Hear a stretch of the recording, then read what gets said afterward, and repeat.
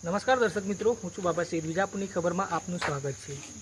આજે આપણે આવ્યા છીએ વિજાપુર તાલુકાના મલાવ ગામે, જ્યાં મધ્યાહન ભોજનનું સ્ટોરરૂમ છે, જ્યાં પ્રાથમિક શાળા છે, ત્યાં મધ્યાહન ભોજનનું સ્ટોરરૂમ છે. ત્યાં ચોરીની ઘટના બની છે. ચોરીની ઘટના દર્શક મિત્રો આપણે જણાવી દઈએ કે જે નાના બાળકોનું જે મધ્યાહન ભોજન જમવાનું હોય, ભોજન હોય છે, તેનું સરસામાન ચોરો ચોરી ગયા છે, તસ્કરો ચોરી ગયા છે. એ ખૂબ જ નવાઈની વાત છે, કેમ કે આજે ઘટના બનેલી છે ત્યારે દિવાળીનું વેકેશન છે તે દરમિયાન બનેલી ઘટના છે. અને જે ચોરો જે છે, જે આપ જોઈ શકો છો કે સામે જે સ્ટોરરૂમનો જે દરવાજો છે એ પર આપ જોઈ શકો છો કે ત્યાં એક દરવાજાના ઉપર લોક લાગેલા અને કાપીને તોડીને અંદર ઘૂસેલા છે. ઘૂસીને અંદર બેસીને જે કહી શકાય કે જે ભોજનમાં વપરાતી સામગ્રી હોય છે, ઘઉં હોય છે, દાળ હોય છે, ચોખા હોય છે, તમામ વસ્તુઓની ચોરી કરીને લઈ ગયા છે. ફરિયાદ નોંધાવી છે, પોલીસ તપાસમાં પર આવી છે. અને હાલ તો આપણી સાથે જે અહીંના જે આચાર્ય છે, મલાવ પ્રાથમિક શાળાના આચાર્ય જનાબેન પટેલ છે, તેમની સાથે પણ વાતચીત કરીને આખી ઘટના સંદર્ભે જાણવાની શું હતું બેન આ ઘટના વિશે? આ ઘટનામાં એવું હતું કે 28/10ના રોજ અમારા શાળાનું વેકેશન પડ્યું. શાળા બંધ કરીને અમે બધા શિક્ષકોને બધા ઘરે પહોંચ્યા. જ્યારે શાળા ખુલશે 11ના રોજ એ દિવસે અમે આવ્યા સ્ટાફ સાથે, મધ્યાહન ભોજન સંચાલક સાથે, તો અમને મધ્યાહન ભોજનનું તાળું તૂટેલું જોવા મળ્યું. તે તાળું તૂટેલું જોવા મળતો અમે અંદર પ્રવેશ કરી અને જોયું કે બીજું કયો સામાન ગયેલું છે.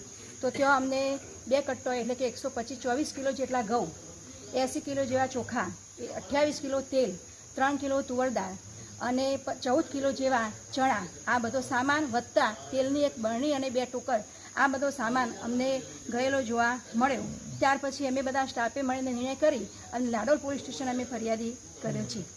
પોલીસ આપા બધાની કાર્યવાહી કરી? હા, પોલીસ સ્ટેશનથી કાલે પણ માણસો આવ્યા હતા, આજે પીએસઆઈ સાહેબ આવ્યા છે અને બધી કાર્યવાહી એ અંગે ચાલુ છે. જોઈ શકો છો જે રીતે એના જે પ્રિન્સિપાલ છે, જે આચાર્ય છે, તેમના જણાવ્યું કે જે રીતે પોલીસે તપાસ હાથ ધરી દીધી છે. ચોરો પકડવામાં પર પીએસઆઈથી પણ આપણે વાતચીત થઈ છે. અને ગજુબા સોલંકી છે, જેમની સાથે અમે રૂબરૂ વાત કરી, તેમને પણ આશ્વાસન આપ્યું છે કે જે આજે 14,000 સુધીનો મુદ્દા માલ છે તેને ઝડપી, જે ચોરી જનારી સમને ઝડપી પાડવામાં આવશે. અને આવા અનેક અપડેટો જે છે, જ્યાં વિજાપુરની જે શાળાઓમાં છે કે એના અગાઉ પણ એક શાળામાં ચોરી થઈ હતી. આ રીતે જ ચોરીઓ થાય છે. આંગણવાડીમાં પણ ચોરી થઈ હતી. આંગણવાડી જે નાના ભૂલકાઓના જે મધ્યાહન ભોજન છે, જે સરસામાન છે, કોણ ચોરી જાય છે તે પણ એક તપાસનું વિષય છે. પોલીસની તેની તપાસ કરીને આવા ચોરોને પકડે ત્યાં જ સમજીશું કે આપણું ગુજરાત સલામત છે. આપણે ગુજરાતની પોલીસ સલામતી પૂરી પાડે.